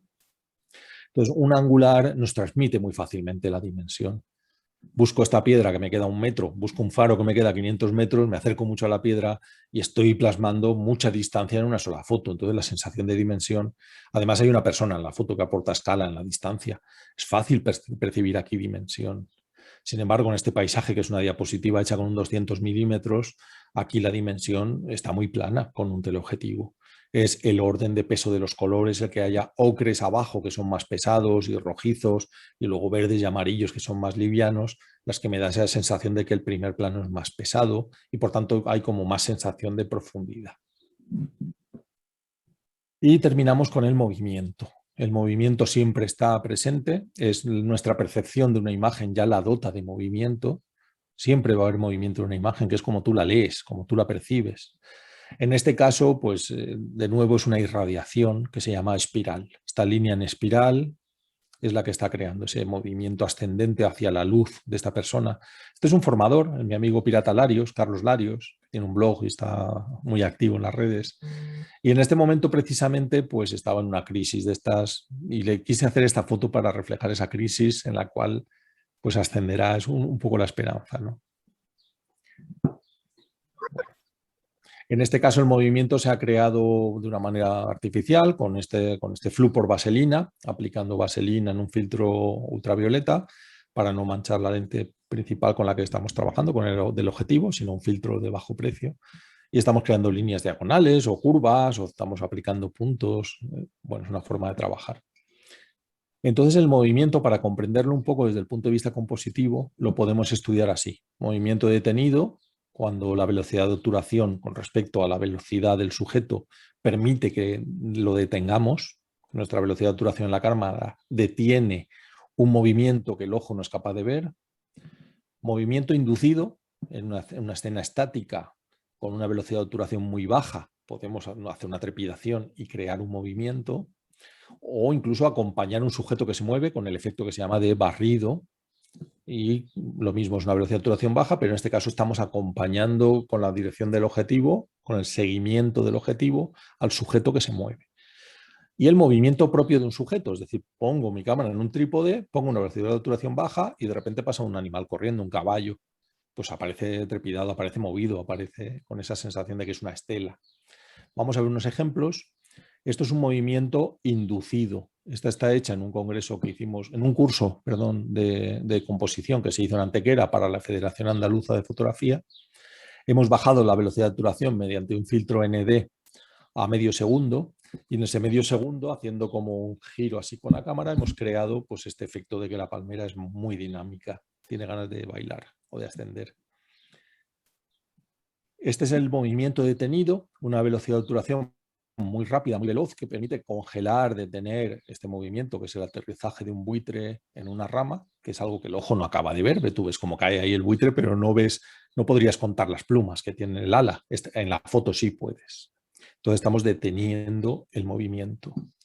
Otro ejemplo de inducido, lo hemos visto antes, una velocidad de obturación lenta, puede ser incluso de varios segundos, donde moviendo el equipo obtenemos esta estética. O cuando se mueve el sujeto a una velocidad lenta, con la cámara en el trípode, y es el propio sujeto al desplazarse el que crea la borrosidad. Este sería ese barrido, ese movimiento combinado, siguiendo a una velocidad de obturación lenta, acompañando el movimiento del sujeto, con lo cual el fondo queda muy, muy, muy borroso, porque el fondo no se mueve y tú sí te estás moviendo a mucha velocidad, pero el coche, como estás acompañándole en el movimiento, pues aparece con más nitidez, aunque vaya muy rápido y muy veloz. Bueno, otra de esas fotos con sentido, este se llama Susurros del bosque, es esta sensación de que los árboles están hablando, están conectándose, están dialogando con un efecto de movimiento. Está hecha 6 segundos, 3 segundos la cámara quieta y 3 segundos girando la cámara para conectarlos. Si no dejamos 3 segundos la cámara quieta, las formas de los árboles no aparecen. Entonces hay que dejar primero un tiempo para que se plasmen esas formas y luego ya empezamos a mover para conectarlos. Y aquí se está moviendo el agua y las nubes con una velocidad de varios, con un tiempo de exposición de varios minutos, pues el agua, las nubes se están moviendo. ¿Por qué no se mueve la barca? Pues porque hemos sido muy listos, la hemos subido encima de otra que hay hundida. Al ser un curso en el Delta del Ebro, somos 14 fotógrafos, pues hemos cogido la barca entre todos y la hemos subido encima de otra que está ahí hundida. Que precisamente las redes, si nos fijamos, no son de esta barca, son de las de abajo. Hemos sacado redes de la de abajo a la de arriba. Y es lo que ha permitido que la barca no se mueva y el agua y el cielo sí. Bueno, otra de esas fotos especiales, esta es la única foto que existe de momento de un puma salvaje con la luna. Pues una de esas suertes que te arriesgas a perder muchas fotos para obtener una diferente. Entonces, pues estás allí con un grupo al lado del puma, sabes que hoy toca luna llena y que bajando por la ladera probablemente ya se ve en el horizonte y te arriesgas a moverte antes de que se mueva el puma, porque una vez que el puma empieza a andar, él anda mucho más rápido que todos nosotros. Incluso aunque corras, no vas a la misma, ni mucho menos. No puedes adelantar a un puma andando por mucho que tú corras. Entonces, en un momento dado me adelanté y esperé a que él viniera y vino. Podría no haber venido, pero tuve suerte y vino. Bueno, y esta es la última iniciativa que tengo formativa, que se llama La Casa de la Fotografía, casadelafoto.com. Y ahí en mi blog, en mis redes, en mi web y en la Casa de la Foto vamos subiendo contenidos de composición a toda hora. Tenemos cursos disponibles, atención one-on-one, uno a uno. Ahora mismo estamos formando unos 12 fotógrafos americanos. Nueva Jersey, Filadelfia. Hacemos directos diferidos. Tenemos la zona abierta que es de libre acceso, artículos, canal de YouTube. Bueno, todas estas cosas. Pues a ver cuántos han dormido o desaparecido. No creo que nadie haya tenido valor de dormirse. Hasta aquí lo que os quería contar, que es simplemente una introducción a cómo empezar en este mundo de la composición, a cómo dar los primeros pasos, en ser más conscientes de qué incluimos en nuestro encuadre y qué dejamos fuera de nuestro encuadre desde el punto de vista estético. Muy interesante, muy interesante. José Antonio Gracias, Domínguez. una clase magistral. José Antonio Domínguez tenía una pregunta, ¿no? José, tú se la puedes hacer ahora directamente a él, ¿no? José Antonio. Bueno, la pregunta de José Antonio era, ¿qué opinas de la composición de 2 RAW para fotografía de naturaleza, para obtener una sola imagen RAW?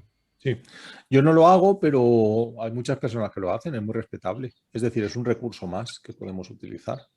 Es como pues, retocar las imágenes. Vivimos en la época del retoque, pues es perfectamente lícito. Un autor puede hacer con su foto lo que quiera. Somos artistas visuales. Entonces, las únicas limitaciones son las que cada uno se imponga. O porque hace conservación, o porque usa las fotos para esto, para aquello, o porque lo que sea, tiene un motivo. Pero en realidad es un recurso más. Y no solo dos, sino que podemos utilizar el modo de multiexposición y compilar 7 u 8 fotos en la misma, añadiendo variaciones. Ahora está muy de moda esto de coger el trípode, fotografiar esto que llaman el tree-top, los árboles hacia arriba, e ir moviendo la cámara a unas posiciones muy fijas con una rótula de estas micrométrica y calcular esas 12 posiciones y crear una simetría en 12 fotos que unes en un solo RAW. Bueno, es un recurso más que yo no lo practico porque me gusta mucho la fotografía purista, pero entiendo que me limita mucho y que ese factor es personal de cada uno, que dice, oye, pues a mí me gusta y lo voy a practicar, pues maravilloso. Claro, faltaba más, que encima no pudiéramos hacer lo que quisiéramos. Manuel Moreno también dice, buenas tardes, José Benito. Me ha parecido oírte la conveniencia de hacer el contraste de color en modo Photolab en lugar de RGB. ¿Puedes repetir este comentario? Muchas gracias y un abrazo. Sí, podemos hacer la prueba en nuestra casa. Es decir, normalmente abrimos un NEF o un RAW con el equipo que trabajemos, lo convertimos un TIFF en 16 bits, no sé si hasta ahí lo hacemos todo más o menos parecido, y entonces pues empezamos con el flujo del procesado, ¿no? Decimos, a ver, pues recuperación de luces, esto, lo que sea. Procesamos el TIFF en 16 bits y si la luz, hemos trabajado con una luz muy suave de día nublado, que Manuel Moreno precisamente últimamente está haciendo muchas fotos en días con niebla o nublados. Esa luz suave, a veces, si queremos sacar un poco de contraste, un poco de color, vamos a buscar esos niveles, vamos a ir a la imagen ajuste niveles para contrastarla. Si lo hacemos en modo RGB, nos vamos a dar cuenta que a la vez que contrastamos, saturamos. Pero aunque no lo sepamos, vamos a hacer esa prueba. Es decir, coges un TIFF en 16 bits, contrastas y lo guardas. Coges el mismo TIFF en 16 bits, lo renombras, claro. Coges el mismo TIFF a 16 bits y le haces lo mismo, pero en modo lab. Cambias primero a imagen modo lab, contrastas. Si queréis lo hago con una foto que tenga yo por aquí. No sé, a ver. Sí, Bueno, tengo el entonces, Photoshop cerrado porque no lo uso mucho. Igual tarda en abrirlo. Pero el concepto es que cuando contrastas una foto en modo lab, no estás saturando los colores. La puedes contrastar sin un cambio de color. Cuando estás contrastando una imagen en modo RGB, como hace todo el mundo, cuando ese contraste tiene cierta entidad porque has trabajado con luz suave de estudio, con ventana de luz, o has trabajado un día nublado en exteriores o con niebla, o cuando ya se ha puesto el sol o antes de salir, que tenemos luz suave porque no es la fuente de luz principal el sol, en esos casos el contraste suele ser mayor. Y ahí es donde vamos a saturar mucho el color. Entonces, por eso decía que el color es lo último que se hace a una foto. Cuando la concibes, te dejas un poco el color de lado hasta el final para que no te distraiga, para que puedas encontrar ese punto de vista óptimo y ese orden en el encuadre, o bien en el procesado. Cuando ya acabas todo, dices, venga, voy a darle ahora la expresión de color justa. Y entonces ya digo, incluso hago 5 o 6 variaciones y elijo por comparación la que voy a guardar como definitiva, la que más se aproxima al resultado que yo quiero. No sé si me he explicado bien. ¿Conocéis bien esto del modo lab y todo esto? sí, perfectamente. En Photoshop es imagen, modo, que está arriba justo, imagen, modo, y ahí te aparece CMYK, RGB, el lab. Cuando pasas a modo lab es un modo de luminosidad donde el contraste no afecta a la saturación. Y el modo RGB, cuando contrastas, afecta a la saturación. Cuando hagáis esta prueba con un TIFF procesado de estas dos maneras, contrastando en modo RGB y contrastando en modo lab y luego convirtiendo a RGB, ¡pum!, lo veremos. Vale, ya dice Manuel que sí, que ya lo ha pillado. Rawazin Mosawel también ha hecho algunos comentarios durante la disertación y decía, cuando estábamos hablando de las zonas, cuando tú estabas comentando el tema de las zonas, decía estudiar a Ansel Adams, después hablaba del reloj de Millerson y después cuando hablábamos del color también luminancia e iluminancia.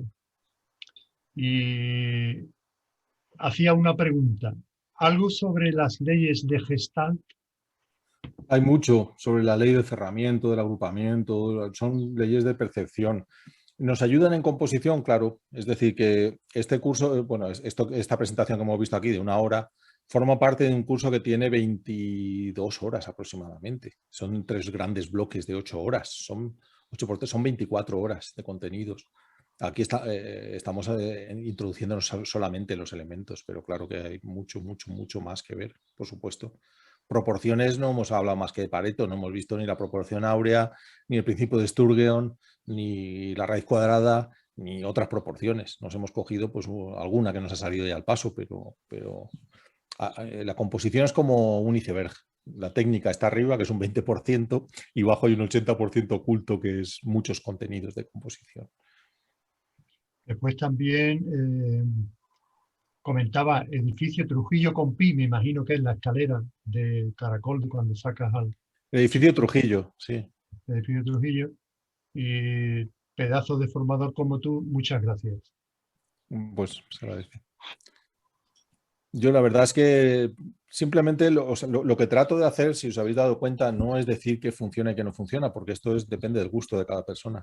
Es dar herramientas para que cada uno con su visión pues encuentre una forma más eficaz o más precisa de autoexigirse, de ser consciente de qué hay en su encuadre, de cómo ir avanzando en el impacto estético, en el impacto visual, pero no pretendo que nadie coja ni reglas, ni esto bueno y esto es malo. No, no, aquí está, esto es arte. El arte es te gusta o no te gusta. ¿A quién no le gusta Picasso? Y hay quien le fascina, y hay quien no le gusta Magritte, y hay quien le fascina. Pues la fotografía es igual. Hay gente que vendrá y te dirá, tus fotos no me gustan. Bueno, pues como tampoco las hago para ti, tampoco me ofende. A quien tiene que gustar es a ti, y cada vez más. Es decir, que vengas con esa satisfacción de que lo que ibas buscando lo has conseguido, y no con esa frustración de, ostras, lo que he visto era mucho más bonito que lo que me he traído a casa. Esto suele ser pues porque no estamos bien desarrollados en composición. Entonces no hemos encontrado el punto de vista óptimo, no hemos encontrado ese lugar en el que, pum, hacemos la foto, regresamos, la vemos y digo, ostras, por más veces que vaya no voy a hacer otra cosa más bonita que esta, ¿no? Esta es la sensación plena y satisfecha que te da cuando encuentras ese punto de vista óptimo y aprovechas el tiempo en él. Cuando no, tienes la sensación de que aquello era mucho más bonito y que tus fotos no... Buenas tardes, me llamo Juan Manuel Torreira y estoy encantado de estar aquí y de escucharte, y la verdad que he aprovechado mucho todo lo que me has dicho, todo lo que nos has dicho. Y yo llevo muchos años haciendo fotografía y vengo de la pintura. Sí. Y en la pintura, lo que es la estética, que es la ciencia de estudio de la belleza, normalmente cualquier obra visual, sea un cuadro o sea una fotografía, debe obedecer a una serie de patrones para mantenerse dentro de lo que es la estética. Yo no estoy tan de acuerdo en que para gusto los colores, o que depende del gusto de cada uno. Yo creo que todo se mueve dentro de lo que son los parámetros de estructura y color, y que la estructura se divide en composición y proporción, y el color en contraste y armonía, ¿no? Con esas cosas tan sencillas, desde luego se edifica un edificio enorme, que es el que tú estás edificando y el que tú nos estás mostrando aquí. Pienso que el fotógrafo, como el pintor, como el artista, cualquier artista, debe ser un pragmático. O sea, no importan los medios con tal de conseguir el fin que quieres obtener, si lo tienes claro, que es la obra de arte. Entonces, yo estoy retocando fotografías, por ejemplo, desde que trabajaba con el analógico en la ampliadora. Modulando la luz, recortando la fotografía, ampliando más o menos, y ahora pues lo hago con el Photoshop. No es más que una herramienta. No estoy de acuerdo yo personalmente, en los excesivos cambios de una fotografía de un Photoshop, en el exceso del Photoshop.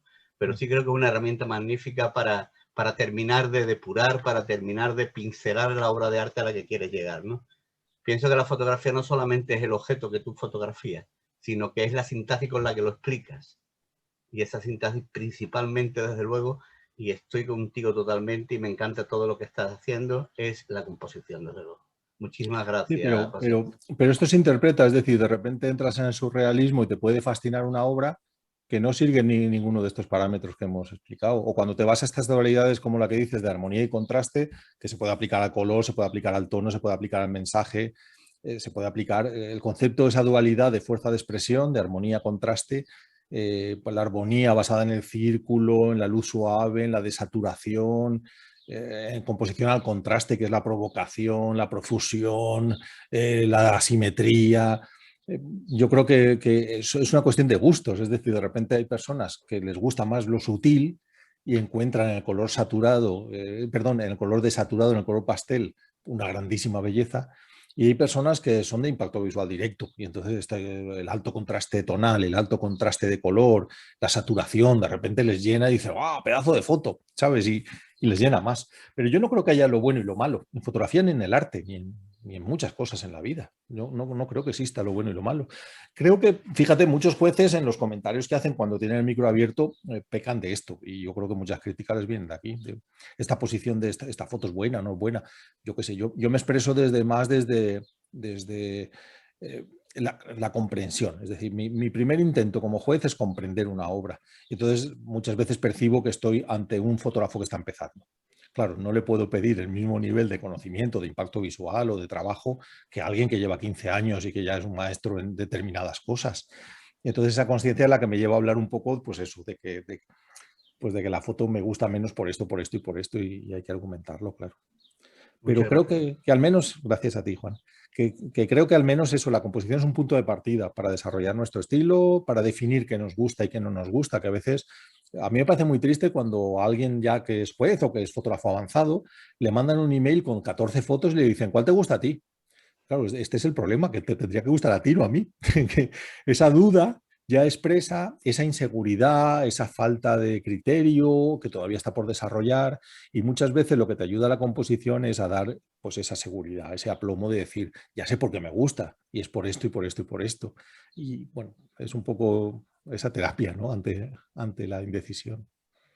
Rawasi Musawwer también pregunta, ¿en qué momento de un alumno hay que pasar de un sensor APS-C a un sensor full frame?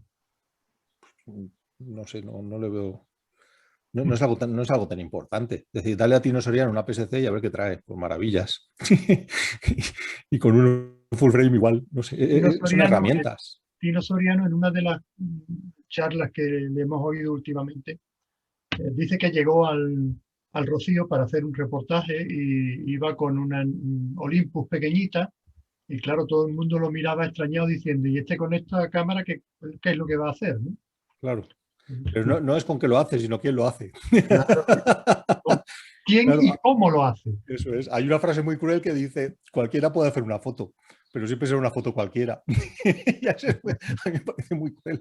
Pero expresa un poco también esto de sí, la herramienta es importante, pero hay que ver hasta qué punto. Por ejemplo, si trabajas para una agencia de stock, sí que es importante que no tengas por debajo de 18 megapíxeles, que tengas un rango dinámico de 14 Vs, que tengas objetivos de una calidad óptica determinada.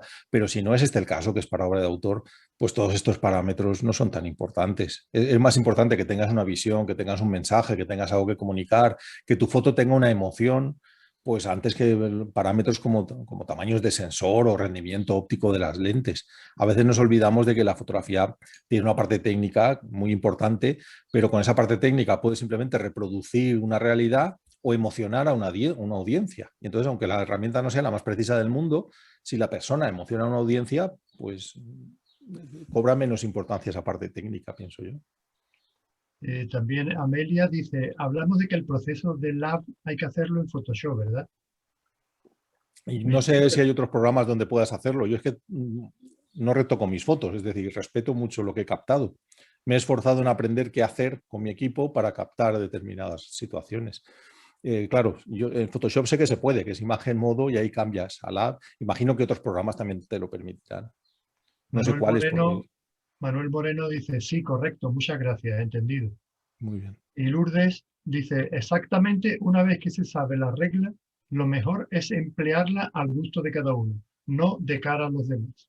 ¿Qué reglas he hablado yo de reglas hoy? Es lo que pregunta ella. Bueno, lo que comenta. No existen las reglas, no existe ninguna regla, no existen. Hay proporciones, como los tercios, como la raíz cuadrada, como la proporción áurea, pero no hay reglas, ninguna regla. No, ni tienes que centrar siempre, ni no tienes que centrar nunca, ni hay nada que hagas siempre. Lo que ayer hiciste que no funcionaba, hoy en otras situaciones, con otro cielo, con otro sujeto, con otro, va a funcionar. Entonces las reglas en el arte, ¿qué reglas hay en el arte? Pues la fotografía estamos de acuerdo que es un arte, que pongas el único arte que tiene reglas, las demás no tienen y nosotros sí vamos a tener. Ahora dile a un arquitecto que no haga edificios así girados como si fuera un tornillo, o dile que no haga fachadas así con cristales que deslumbran mucho. Basta que se lo digas para que haga lo contrario. Pues esto, en fotografía pasa un poco igual, que el arte no tiene ninguna regla. Ahí es donde nos hemos equivocado todos, que queremos aprender cosas que hay que hacerlas siempre y de repente vamos a cortar una nube o una aurora boreal o un arco iris porque alguien te dijo que había que dejar un tercio de algo. Así, sin más. Y entonces, si no comprendes exactamente qué son las proporciones y para qué se usan, pues estás utilizando reglas, que son muy cómodas, son muy cómodas. Ah, siempre esto y verás qué bien. Ah, pues vale. Pero no te llevan al fondo de la circunstancia. Y sobre todo, cuando los fotógrafos que veo aquí mucha cara de veteranos, pues habrán probado un montón de circunstancias distintas y se habrán dado cuenta de que, oye, lo que ayer no valía, hoy sí, hoy ha funcionado. ¿Por qué? Pues porque es una nocturna con una vía láctea y me has dejado un 10% de suelo. Y realmente no necesito más. Claro, si fuera un campo de flores, un 10% dirían, oye, quiero ver más flores, me has dejado muy poco sitio para las flores, ¿no? Sí, yo pienso así, ¿eh? JLP dice, he entendido que manipulas poco la imagen en el revelado. Sí, es el paso siguiente a poco, que es nada. Claro, yo sé, lo que os he enseñado hoy son RAWs, es decir, captura de pantalla de un RAW. Eso es lo que habéis estado viendo hoy. Capturas de pantalla de RAWs, de ficheros RAW. He renunciado al retoque por la conservación de la naturaleza, esa es mi postura. O sea, hay un motivo, no lo hago porque sea un talibán de esto, ni por aquello, ni...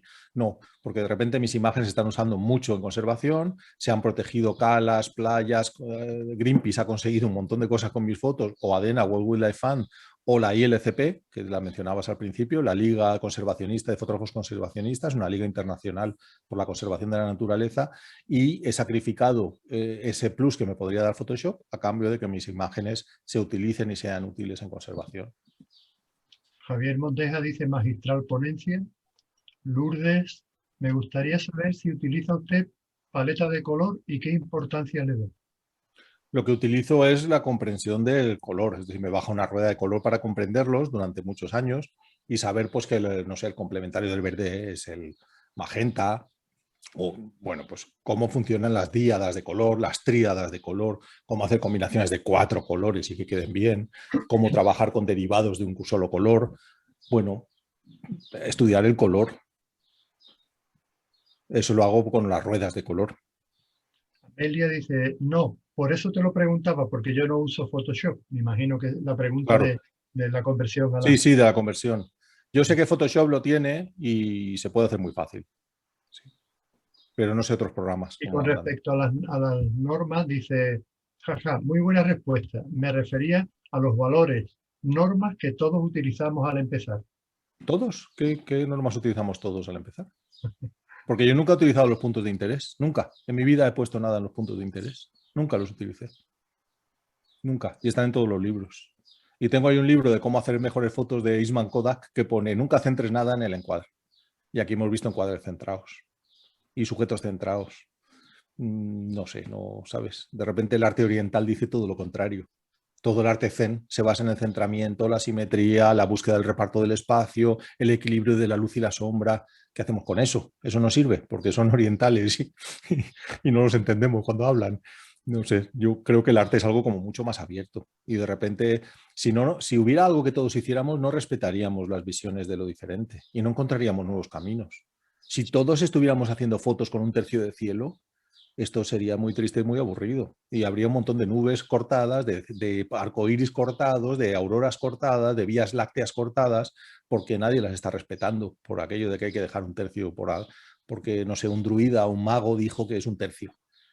Pinta Leonardo da Vinci con tercios, o digo siempre, o Turner, o William Turner, o David Caspar Friedrich, o el que sea. Pintan siempre un tercio de cielo. Tú ahora vete a un pintor reconocido y le dices, oiga, ¿qué le parece a usted esto como regla? Te dirá, pues mire, yo hago lo que me da la gana. No tengo nada que haga siempre. Cándido Roldán, referente a lo que acabas de comentar, dice, ¿puedes hablar un poco de los principios de la estética zen japonesa en relación con el elemento espacio de una composición clásica? Muchas gracias por su presentación. Enhorabuena. A ver, lo que me está pidiendo es como que le hable de la luz así muy rápido. Y esto muy rápido no es, pero algo puedo enseñar. A ver, me voy a venir a... Vamos a ver si encuentro espacio. Ahora comparto la pantalla y os doy unas nociones solamente para que veamos que es algo, la verdad, complejo. A ver, en coincidencias de nombre. Sí, aquí la tengo. La voy a abrir y me voy a compartir la pantalla para que veamos un poquito cómo enseñamos el espacio desde el arte japonés.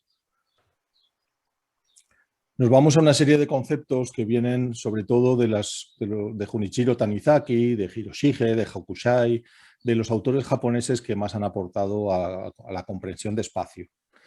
El caso es que no es un concepto solamente oriental. En el cuaderno de pintura de Leonardo da Vinci, para él el primer elemento que hay que comprender es el espacio. Su primer elemento no es el punto o la línea o la forma, no, es el espacio. Bueno, empezamos con los haikus, que es como ellos empiezan a comprender el espacio. El haiku es una poesía en un pergamino de arroz. Lo que sucede es que a veces llega un artista y se percibe que aquel pergamino no está completo y entonces hace una ilustración o hace una caligrafía, hace una letra que expresa algo con respecto a la poesía, lo que él siente con respecto a la poesía. Entonces van completando ese pergamino hasta que la sensación es que está completo, está lleno. Nosotros, la cultura occidental, tenemos esa sensación práctica del espacio, de que hay que llenarlo. El espacio está para llenarlo. Entonces, cuando le das una cámara a un fotógrafo de aves, te fotografía un pájaro gordo en el encuadre donde ya parece que no cabe más. El pico aquí, la cola aquí y todo lleno, ¿no? Y el artista oriental le gusta jugar con los conceptos que ellos trabajan en el espacio. Por ejemplo, Chowa. Chowa es la armonía, que es el orden, el respeto al espacio. Tú fíjate lo que pasó en una entrevista a una señora después del terremoto y tsunami de Fukushima. Dice, ¿qué ha pasado con su casa? No, vino el tsunami y yo la suelo limpiar media hora antes, pero ese día no hice mi tarea. El tsunami se llevó mi casa sucia. Esto me dejó desolada. No estaba limpia mi casa. Si se hubiera llevado mi casa limpia, pues yo habría hecho mi tarea. Pues este era el concepto de que la mujer no tenía su casa en orden para la destrucción. No había respetado ese orden. Chowa es la armonía. Es el equilibrio de lo que llenas y lo que dejas vacío. En realidad el espacio en Japón se estudia con el Ku. Ku es un tránsito del vacío, un potencial que va a alcanzar su plenitud en algún momento. Es una oportunidad para que en algún momento se complete. Es un potencial el espacio. Notan, es ese equilibrio, esa armonía de la luz oscura, es el equilibrio entre luces y sombras. Es de aquí de donde provienen todos estos conocimientos de las claves bitonales extremas y estas cosas. El yin-yang es la relación de lo masculino y lo femenino que habitan en todas las cosas.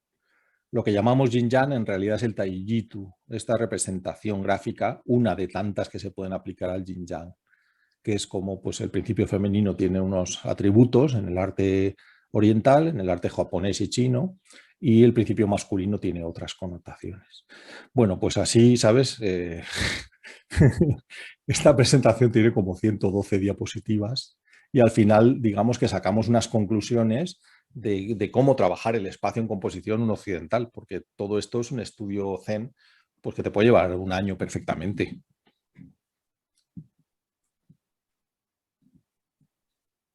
Ahora cualquiera puede abrir su micrófono y hacerle una pregunta directamente a José Benito. Si no, pues continuamos con las que han publicado aquí. Hay otra más, Juan. Sí, ya veo. De Daniel Rodríguez. Dice, yo lo digo, ¿dónde se podría ampliar la información sobre el arte oriental? Gracias, Benito. Pues puedes comprar libros de artistas japoneses, puedes estudiar artistas occidentales como Fernando Zobel que aprendieron de artistas japoneses, puedes empezar con libros de haikus, yo qué sé, puedes hacer un curso sobre el espacio en la Casa de la Fotografía. En el libro de composición lo trato bastante a fondo, pero no hay un libro que se llame El espacio en la composición. Y de hecho, los libros occidentales que existen que tratan el espacio, como los de Freeman, El ojo del fotógrafo, La mirada del fotógrafo, los de Prekel o los de... es que la tratan muy mal. Solamente los artistas orientales parece que han comprendido bien el concepto de espacio. Son ellos la referencia. A mí me los tuvo que traducir un montón de libros orientales Tom Ang. Tom Ang, el artista de Singapur, me tradujo un montón de escritos que me aportaron mucha luz, pero luego hay que practicar y no es sencillo. No es algo que esté al alcance porque empezar también con Daniel T. Suzuki, el arte del Zen, con el arte del Zen. Creo que también es un buen punto de partida. Lo que pasa es que, claro, te vas a venir abajo porque son libros muy metafísicos. No estás preparado para incorporar eso y encontrar la parte práctica de cómo se aplica el espacio. O sea, creo que algún occidental debe interiorizarlo y luego explicarlo. Creo que es la parte más sencilla. La forma de hacerlo, creo yo. Porque entrar en ese mundo es de repente pasarte 3 años estudiando. Cándido Roldán le dice muchas gracias y José Antonio Amores, como siempre, una excelente exposición, simple, clara y muy profunda, propia de ese don que posee. Enhorabuena y muchas gracias. Pues muy amables. Daniel, magnífica clase, enhorabuena. Amelia, muchísimas gracias por esta ponencia. Ha sido interesantísima y yo he aprendido bastante sobre la composición. Me ha parecido genial. Y Dani Rodríguez le da las gracias por la orientación hacia las técnicas orientales. Pues vale. Pues vamos sí, a cenar entonces. Duda resuelta, cena a la vista. Cena a la vista, cena a la vista. Cena a la vista. Si alguien quiere hacerle alguna pregunta, que abra su micrófono y si no, pues terminaríamos aquí la charla de José Benito agradeciéndole muy, muy intensamente el cariño con el que nos trata siempre y el haber podido compartir esta charla tan interesante y tan profunda.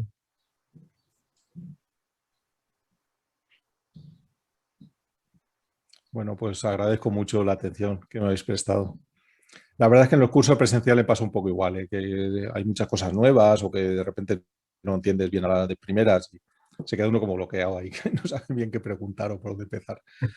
Pero yo sí que os animo a que cojáis un día la cámara en vuestras salidas o en las quedadas de la asociación y os propongáis un ejercicio y digáis, mira, hoy me voy a leer un poquito sobre la línea, vamos a recordar un poco qué es esto de la línea y voy a buscar fotos sobre la línea o sobre el punto, o sobre la textura.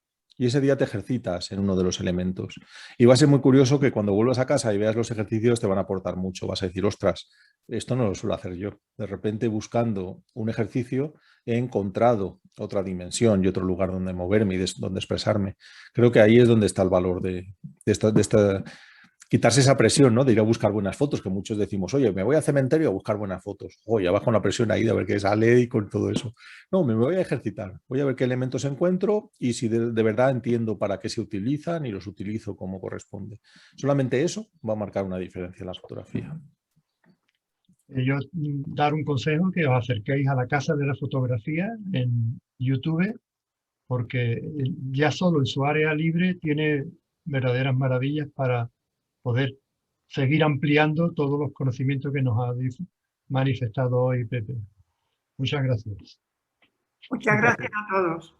Gracias. Gracias a vosotros por estar con nosotros aquí. Bueno, buen provecho con la cena. Igualmente para todos. Muchas gracias, hasta luego. Chao. Gracias. Hasta la próxima. Gracias. Gracias. Gracias, muy amables. Anda, estaba Marta por aquí también. Muchas gracias, encantado. Muchas gracias.